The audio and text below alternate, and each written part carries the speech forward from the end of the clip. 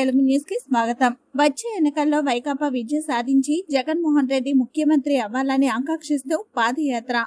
2024 ఎన్నికల్లో వైఎస్ఆర్సీపీ విజయం సాధించి జగన్మోహన్ రెడ్డి సీఎం అవ్వాలని మరియు రాజమహేంద్రవరం రూరల్ నియోజకవర్గంలో వైఎస్ఆర్ కాంగ్రెస్ పార్టీ విజయం సాధించి చెల్లుబోయిన వేణుగోపాలకృష్ణ ఎమ్మెల్యే అవ్వాలని ఆశిస్తూ రాజవోలు గ్రామానికి చెందిన సీనియర్ వైకాపా నాయకులు నక్క రాజుబాబు తనయుడు నక్క రాజేంద్రనాథ్ రాజవోలు గ్రామం నుండి గౌరీపట్నం మేరీమాత గుడి వరకు పాదయాత్ర చేయాలని సంకల్పించారు.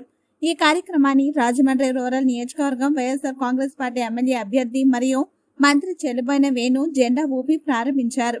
అధిక సంఖ్యలో వైఎస్ఆర్ కాంగ్రెస్ పార్టీ నాయకులు, కార్యకర్తలు, బడుగు బలహీన వర్గాల ప్రజలు స్వచ్ఛందంగా పాల్గొన్నారు.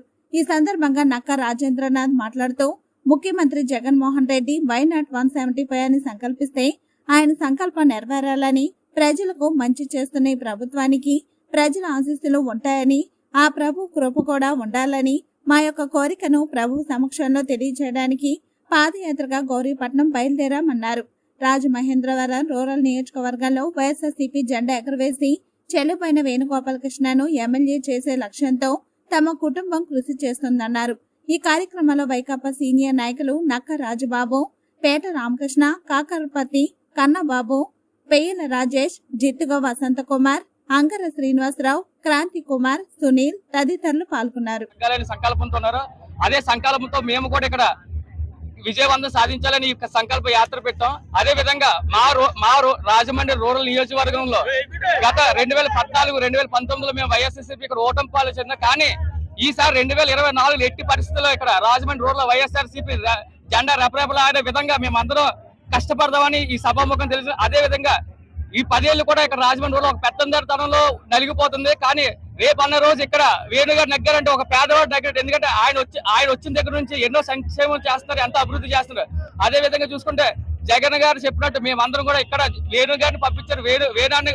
వేణుగారు ఇక్కడ విజయం సాధించేలాగా ఆయన మా తండ్రి లాంటి ఆయన లాంటి వాళ్ళు ఇక్కడికి వచ్చారు. కాబట్టి మేము ఆయన విజయాన్ని మా భుజం మీద వేసుకొని మోసుకెళ్తామని, అదే విధంగా ఇక్కడ ఎట్టి పరిస్థితులు నగ్గాలని సంకల్ప పాదయాత్ర చేకూరుతున్నాం. మా మిత్ర బంధువులు అందరూ కూడా మాకు సపోర్ట్ చేసి ఈ రోజు మేరీమాత గుడి వరకు మేమందరం కాళ్ళాడుకుని బయలుదేరుతున్నాం. జై జగన్.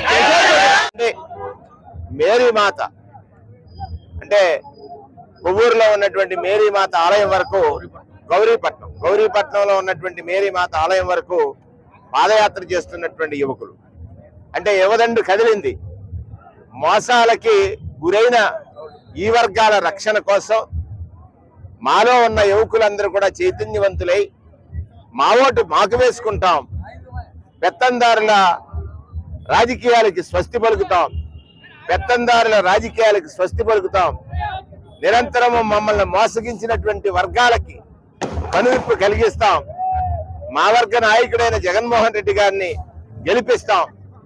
దానికి అమ్మవారి మేరీమాత ఆశీస్సులు కోరి ఇవాళ యువకుడైనటువంటి రాజేంద్ర తన మిత్ర బృందంతో పాదయాత్రగా వెళ్ళి అమ్మవారిని కోరుకుంటున్నాడు, వేడుకుంటున్నాడు. దేనికోసం? మా వర్గాల రక్షణ, మా వర్గాల జీవితాలలో మార్పు, మా వర్గాల చైతన్యం. నాటి రాజ్యాంగ నిర్మాత బాబాసాహెబ్ అంబేద్కర్ అందించినటువంటి ఆశయ స్ఫూర్తి. రాజ్యాంగమే ఈ దేశానికి రక్షణి. రాజ్యాంగబద్ధంగా పాలించినటువంటి నాయకుల్ని గతంలో చూసాం. రాజ్యాంగబద్ధ పాలన అందిస్తున్నటువంటి నాయకుడిని ఈనాడు చూస్తున్నాం. జగన్మోహన్ రెడ్డి అంటే రాజ్యాంగాన్ని నమ్మి, రాజ్యాంగ విలువలకు కట్టుబడి, రాజ్యాంగం ఏదైతే రాజ్యాంగ నిర్మాత బాబాసాహెబ్ అంబేద్కర్ గారు చెప్పారో దానికి అనుగుణంగా సామాజిక న్యాయ మహాశిల్పాన్ని స్థాపించాడు. సామాజిక న్యాయాన్ని ఈ రాష్ట్రంలో సాధించడం ద్వారా, దేశానికి ఆదర్శం కాబోతున్న నాటి రామ్ మనోహర్ లోయ ఎప్పుడో చెప్పుకున్నాం మనం అందరం కూడా. ఆయన పాటలో నడుస్తున్న జగన్మోహన్ రెడ్డి గారికి ఇవాళ 175 స్థానాలు గెలవాలని రాజేంద్ర చేస్తున్నటువంటి ఈ పాదయాత్ర అభినందనీయం. ఈ నియోజకవర్గ కోఆర్డినేటర్ గా, జిల్లా ఇన్ఛార్జ్ మంత్రిగా ప్రజల దగ్గరకు సేవకు అవకాశం ఇవ్వమని అడిగేటువంటి భక్తుడిగా, ప్రజల దగ్గరకు వెళ్లి సేవ చేయడానికి అధికారం ఇవ్వండి అడిగేటువంటి భక్తుడిగా ఈ రోజు రాజేంద్ర పాదయాత్రని ప్రారంభించడం అనేటువంటిది మహదానందం.